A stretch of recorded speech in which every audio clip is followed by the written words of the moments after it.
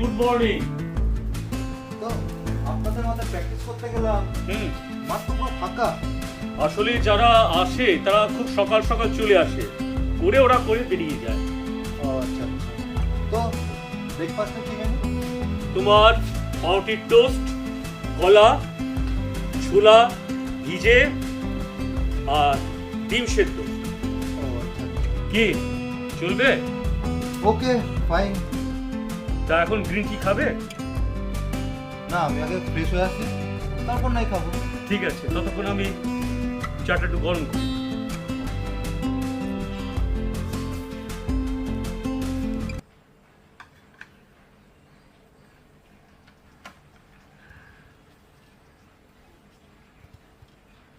দেখতে দেখতে প্রায় একটা বছর কেটে গেল। এই তো সেদিন তুমি আমার বাড়িতে এলে, চাকরিতে জয়েন করলে। তোমার বাবার সাথে যে কত দিন দেখা হয়নি, তাও কতদিন আঙ্কেল? তা ধরে রাখো প্রায় 25-26 বছর হবে। জানো, পাড়াতে আমরা একসঙ্গে থাকতাম। তোমার বাবা ছিল আমার সব থেকে ক্লোজ ফ্রেন্ড। তবে আমার যে আর বন্ধু বান্ধব ছিল না তা নয়, তবে তোমার বাবার সাথে আমার সমস্ত কিছু সুখ দুঃখের যাবতীয় কথা আমরা বলতাম। মানে দুজনের মধ্যে একটা সুন্দর আন্ডারস্ট্যান্ডিং ছিল, যেটা আর 5টা বন্ধুদের সঙ্গে আমার হয়ে ওঠেনি। হ্যাঁ, বাবার কাছে আপনার তো অনেক কথাই শুনেছি, খুব ভালো বন্ধু ছিলেন আপনারা। জানো, তোমাকে একটা মজার ঘটনা বলি। তখন আমার আর রথিন, আমাদের বয়স কতই বা হবে, এই ধরো 15 কি 16। এমনিতেই আমাদের বেশ ভালো মানুষের মতন চেহারা, শান্ত শিষ্ট। বলে হবে কি, আমরা কিন্তু দুষ্টুমিতে কেউ কম ছিলাম না। তা আমাদের পাড়ায় একটা বুড়ো লোক ছিল, একটা হাড় কিপটে। ওর ছেলে মেয়ে বউ কেউ ছিল না। তা একদিন হয়েছে কি, রাতের বেলা, তা ওই তার আগে বলেনি যে ওই বুড়ো লোকের খুব ভূতের ভয় ছিল। তা সেদিন করলাম কি, সেই রাতের বেলায় তোমার বাবাকে কালি ঝুলি মাখিয়ে একটা সাদা থান পরে এতটা ঘুমটা দিয়ে ভূত সাজিয়ে তাকে বাসভবনের মধ্যে দাঁড় করিয়ে রাখলাম। তারপর শেখানো অনুযায়ী তোমার বাবা সেই নাকি সুরে কথা বলে, খোনা গলায় হাসি, এইসব দেখে জল্লা খুলে কিপটে বুড়ো তো ভয়ে অজ্ঞান। কি বলবো তোমার। তা পরে কিন্তু আমার মা জানতে পেরেছিল, জানতে পেরে তো আমাদের দুজনকে এই বকুনি কি সেই বকুনি। তো বাবার কাছে আপনাদের মজার গল্প তো অনেকই শুনেছি। তাই? তো যাই হোক, এখন আর গল্প নয়, তোমার তো আবার ডিউটিতে যাবার সময় হলো। তৈরি হয়ে নাও, আমি এদিকে খাবার ব্যবস্থা করি।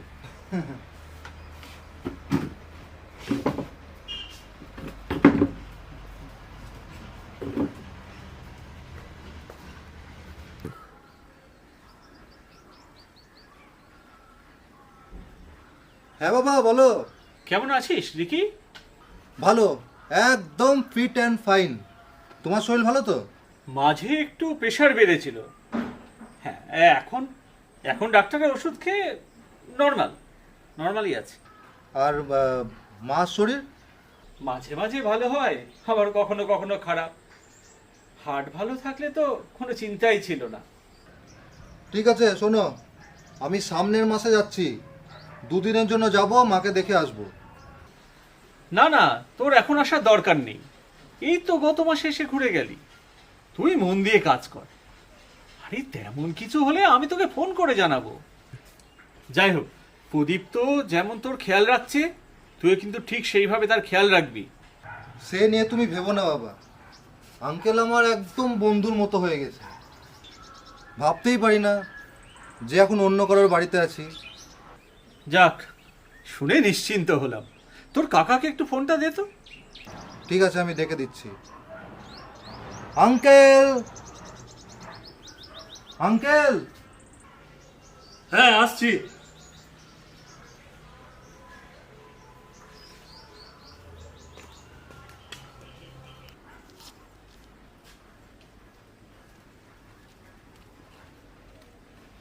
বাবা তোমার সাথে কথা বলতে চাইছে। এ নাও। হ্যালো, হ্যাঁ বল রথিন। রিকি তোর কোনো অসুবিধা করছে না তো? আরে ওকে নিয়ে তুই চিন্তা করিস না তো, ও খুব ভালো ছেলে, একেবারে আমার সাথে বন্ধুর মতো মিশে গেছে। মনেই হয় না যে ও আমার থেকে অনেক বয়সে ছোট। তো যাই হোক, দেখি একদিন বাড়িতে তোর ওখান থেকে ঘুরে আসবো। আমারও তোর বাড়িতে যেতে খুব ইচ্ছে করে, কিন্তু তোর বৌদির শরীরের যা অবস্থা। এই তুই শোন, তুই কিন্তু সুযোগ সুবিধা করে অবশ্যই এখানে এসে ঘুরে যাবি, ঠিক আছে? ঠিক আছে, আমি তাহলে ওকে দিচ্ছি।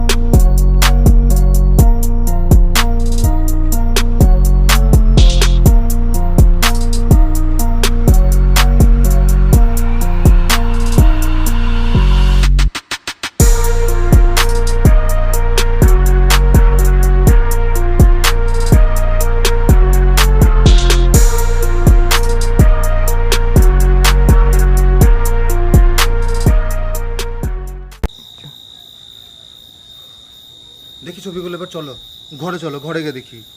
চলো। হ্যাঁ।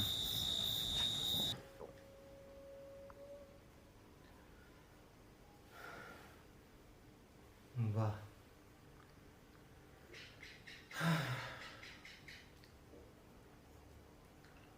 জানেন আঙ্কেল, এক সময় মডেলিং করার আমার খুব ইচ্ছে ছিল, কিন্তু মায়ের অসুস্থতার কারণে আর বাবা সেরকম তো ইনকাম নেই, সেই জন্যে কিছুদিন চেষ্টা করে তারপর সেখান থেকে চলে আসতে হয়। তো যাক, এখন তো চাকরি পেয়েছো, সময় সুযোগ মতো আবার চেষ্টা করে যাও। দেখো, এই যদি লাইনে দাঁড়াতে পারো, আর তোমার যা ফিজিক আছে, আমার তো মনে হয় তুমি সিওর স্ট্যান্ড করতে পারবে।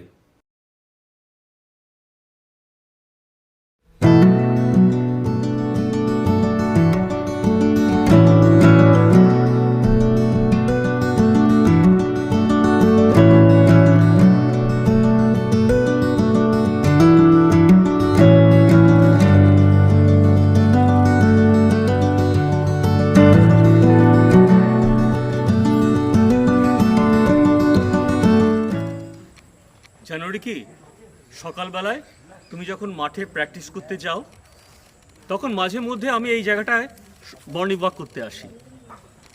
যা সুন্দর পরিবেশ, মনটা আপনা থেকেই ভালো হয়ে যায়। বলছি আঙ্কেল, একটা কথা বলবো? বলো। এখানে এসে তো অনেকদিন কোথাও ঘুরতে যাইনি, চলুন না কোথা থেকে ঘুরে আসি।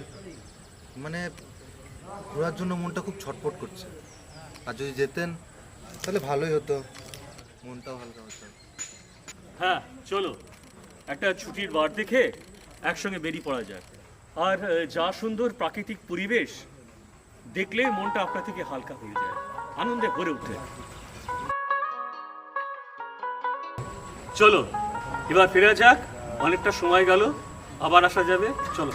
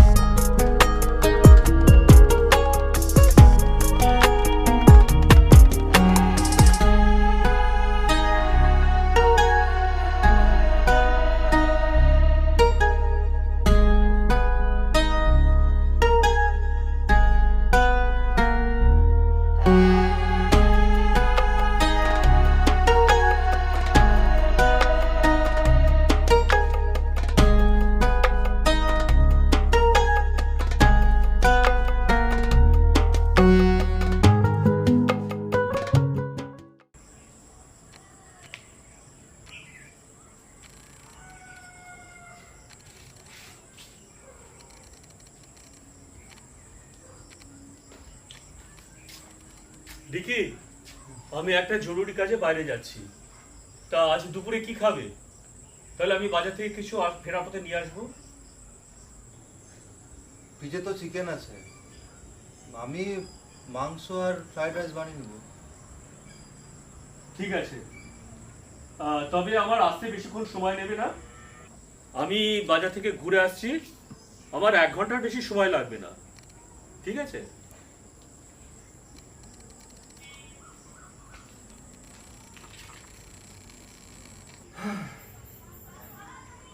দেখি পাশের ঘরে ভালো ম্যাগাজিন আছে কিনা। হাতে তো সময় 1 ঘন্টা আছে, 1/2 ঘন্টা পরে তারপর রান্নার দিকে যাব। যাই।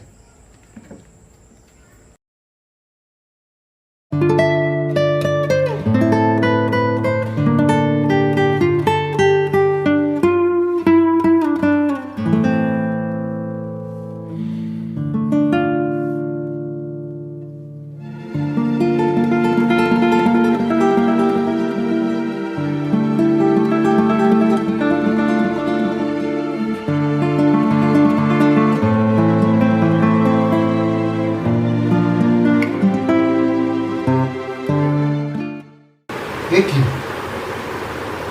এ তো আঙ্কেলের ডায়েরি।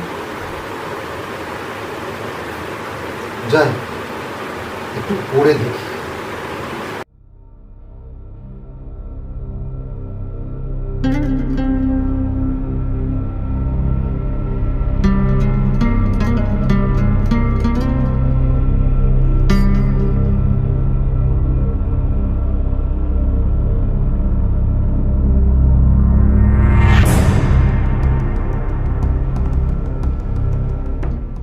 রিকি যেন ঠিক ওর বাবার মতোই হয়েছে।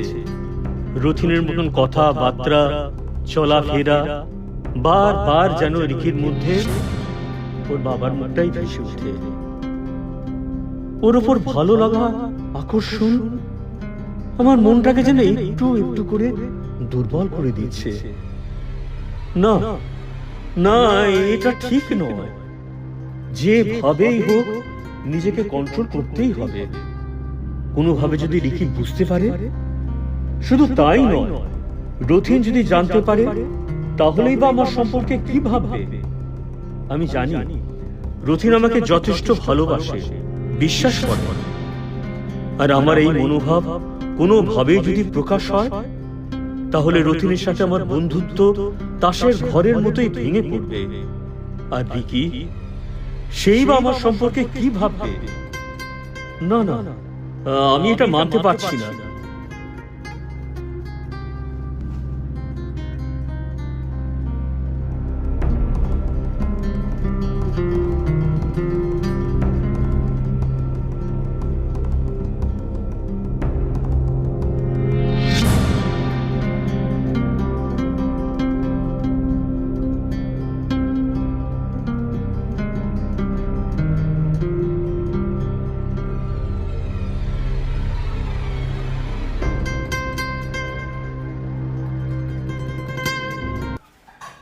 আঙ্কেল, আমি আসছি। দাঁড়াও দাঁড়াও, 1 মিনিট। আগে দেখো তো পায়েসটা কেমন হয়েছে। এখন আবার পায়েস? আজকে কি বার?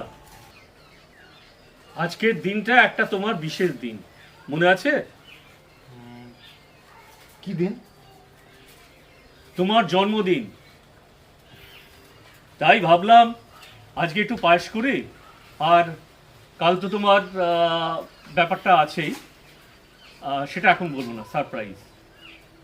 তা ওই জন্য ভাবলাম যে একটু পায়েস করি, পায়েস করে খাওয়াই। তা তুমি তো দুপুরে ফিরছো, তখন ভালো করে খাওয়াবো। এখন তুমি একটু টেস্ট করে দেখো তাই তো। বলে এখন এগুলো কি দরকার? আমার তো অফিসে দেরি হয়ে যাবে। আরে মিষ্টিটা ঠিক হয়েছে কিনা দেখো আগে। আপনি তো দেখছি অনেক কিছুই মনে রাখেন। রাখতে হয়, না রাখলে কি করে একা একা জীবন কাটাবো বলো? সব দিকে খেয়াল রাখতে হয়। যাই হোক, দেরি না, চটপট করে একটু খেয়ে আমাকে বলো ঠিক আছে কিনা মিষ্টিটা। আপনি খাইয়ে দেন। ও হ্যাঁ, তোমার তো আবার জুতোর হাত।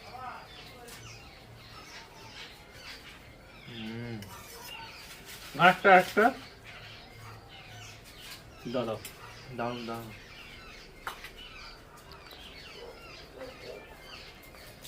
তোমার জলটা খেয়ে নাও।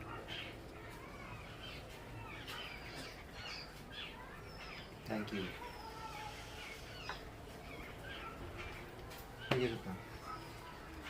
তা যাই হোক, সত্যি মন থেকে বলছো তো যে মিষ্টিটা ঠিক আছে? একদম একদম দারুণ হয়েছে।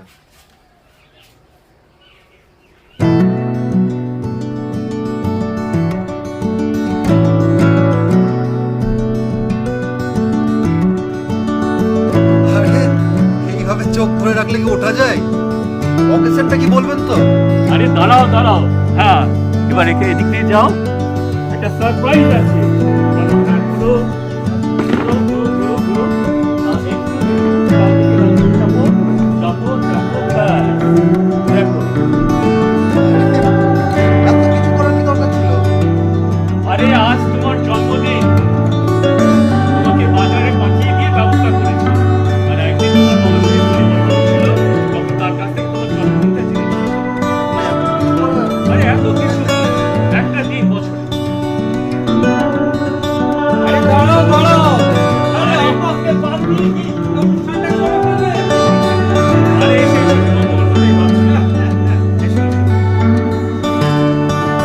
আচ্ছা, তাহলে সবাই মিলে বলো, happy birthday to you, happy birthday to you, happy birthday to you, happy birthday to you, happy birthday to you.